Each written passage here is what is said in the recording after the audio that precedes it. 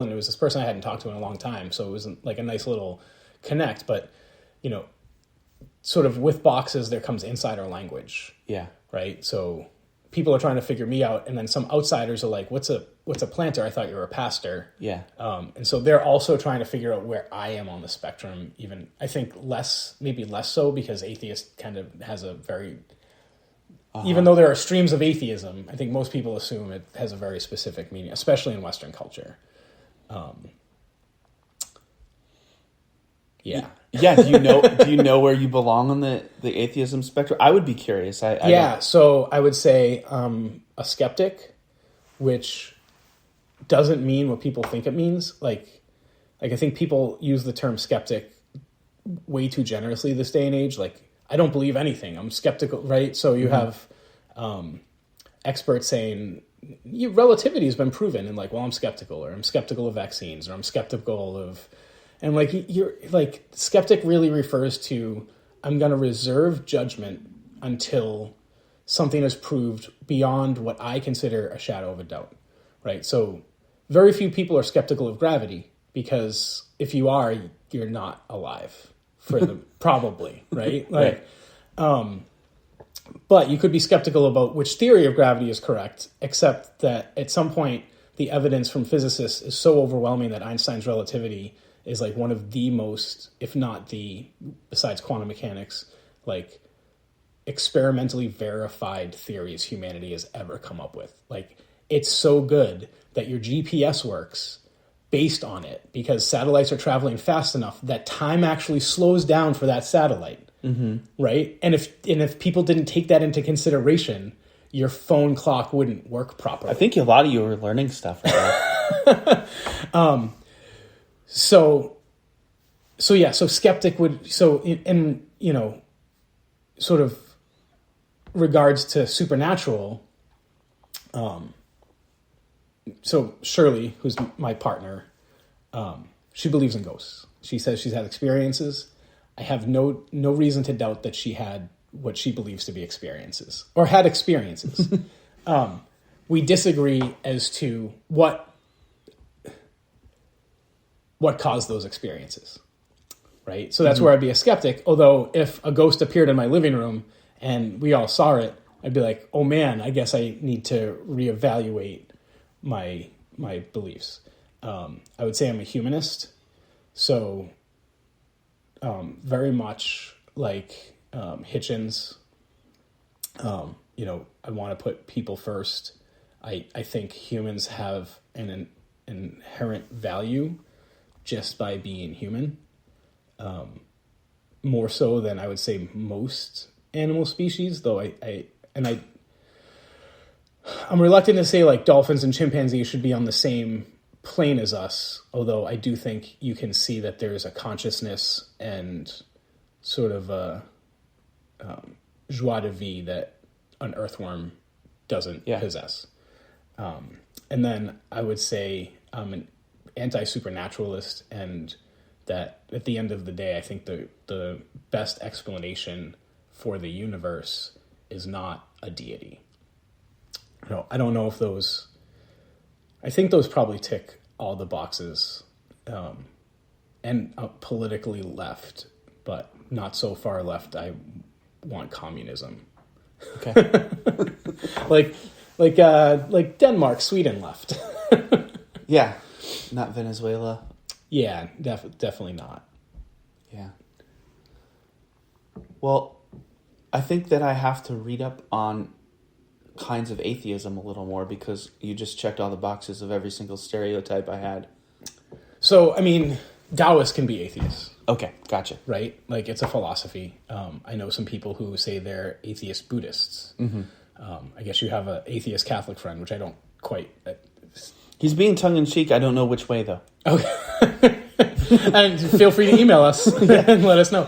And I think there are atheists who are supernaturalists, because you could have the idea of ghosts or visions, some sort of, psychic belief that, that people can actually read minds and it's not mentalism, without having a god, right? Just sort of like this universal plane or dimensions that we can't quite, that not everybody can, get into, but they can. So, they're probably rarer, but I know some who are like, yeah, I'm a supernaturalist. And I'm like, what?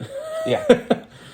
And I mean, there's definitely atheists who I would say aren't skeptics. Like, because when I say skeptic, I think like very much Carl Sagan versus Dawkins, where Sagan and even Bill Nye are like, evidence will change my mind.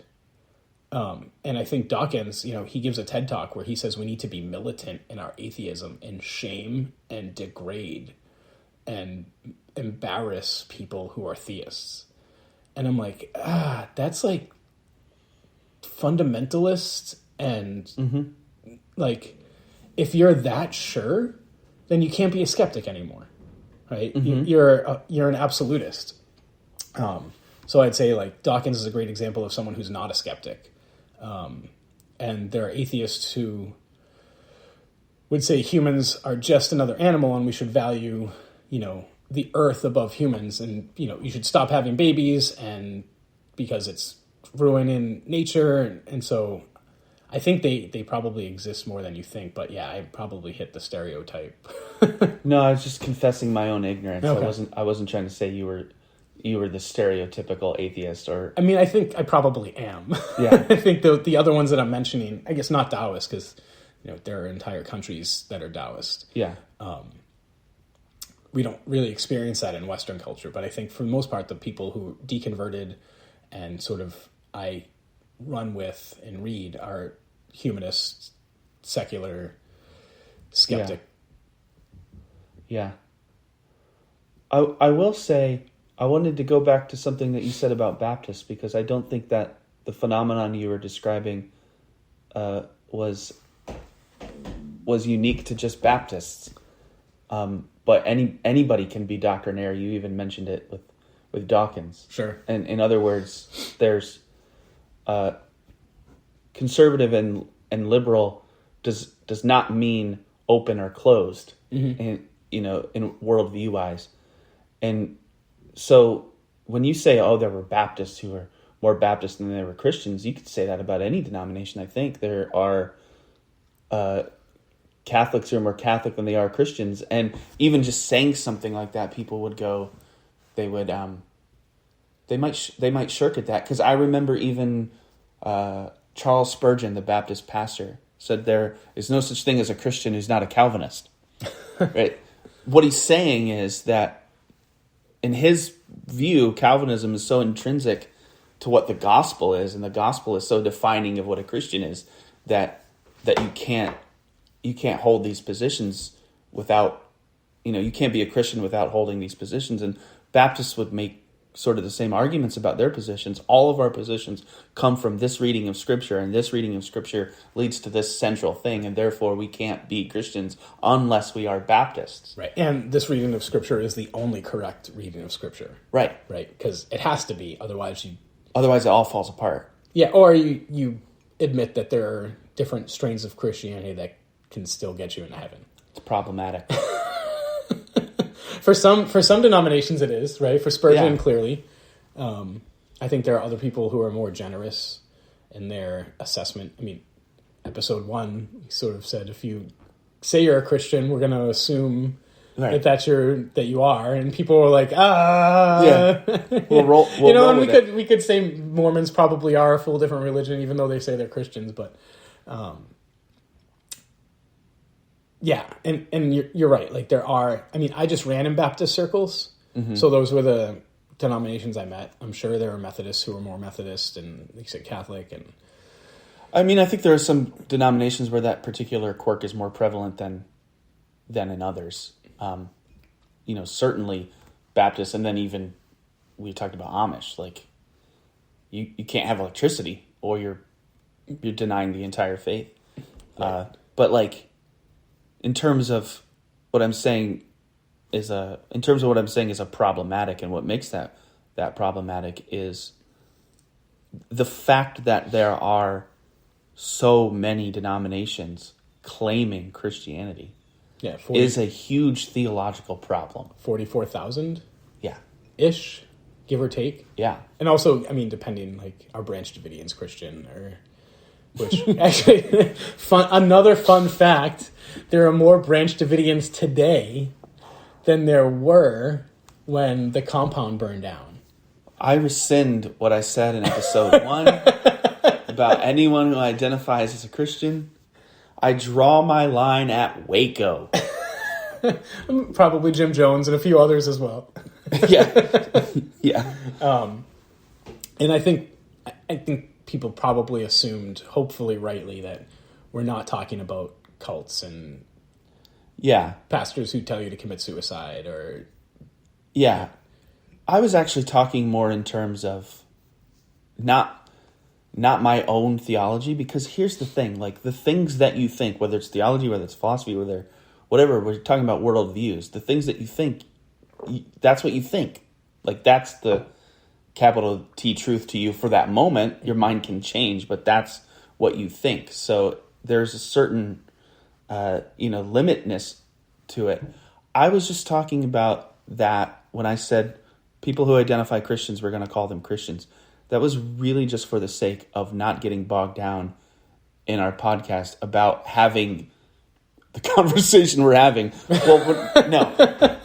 Not having the conversation of, well, let's name this group. Are they really Christians? Let's name this group. Are they really Christians? Wasn't interested in that being what our podcast was. Right. So or anybody who identifies outside of like super extreme cult, I have major theological disagreements with this group and that group, even with people within my own church I have theological disagreements with.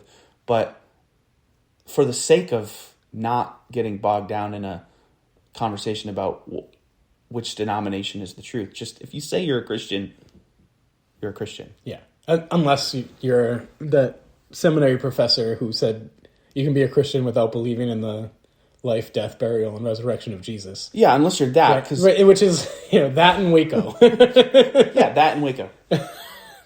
You can't be a Christian if you don't believe in God, and you can't be a Christian if you're part of a suicide cult. And you can't be an atheist if you do believe in God, unless you're my Catholic friend. Well, does he just believe in the liturgy of the church is a good thing, or does he actually believe that there's a God, but he's an atheist? We're going to have to have him on. Yeah, yeah, we will. And when we do, there will be lots of swearing when that happens. Well, we can actually mark the episode as like explicit. Explicit. But I don't want to speak for him, but this is my understanding of what he means. He's okay with cultural Christianity. In other words, like he recognizes that he lives in a culture that's been shaped by Christianity. So Easter, he goes to Mass. Christmas, he goes to Mass. And he looks around at his culture and a lot of the stuff that they do. I'm talking about somebody from Scranton, Pennsylvania, which is 92% Catholic. So, I mean, like everything that happens is like, in a way, Catholic. I don't know how else to say it. It's sort of a rude way to say it, but it's true. It's like you walk down the street and you see a tag sale or like some sort of bingo gambling thing in the church parking lot. Just everything is defined by Catholicism. So I think if you ask him, do you believe in God, like in your heart of hearts, he'd be like, no, but I practice Christianity, like as a formal religion, because what else am I going to do? Yeah, when I was deconverting, there was actually a like YouTube rising star in the atheist community who also like practices Christianity and like almost apologetically defends the Christian faith, but then when pressed, he's like, "Yeah, no, Jesus wasn't God, and like God doesn't exist." And you're like, he goes to church every week. He like listens to Christian music, reads his Bible, meditates, and then, and for me, that's like mind blowing. Yeah, I'm fascinated by Christian atheism, which is a thing. Yeah, and I think it's something we should talk about. Yeah, I mean, I talk about trying to put people in boxes. Like, what is that? Like, what is Christian?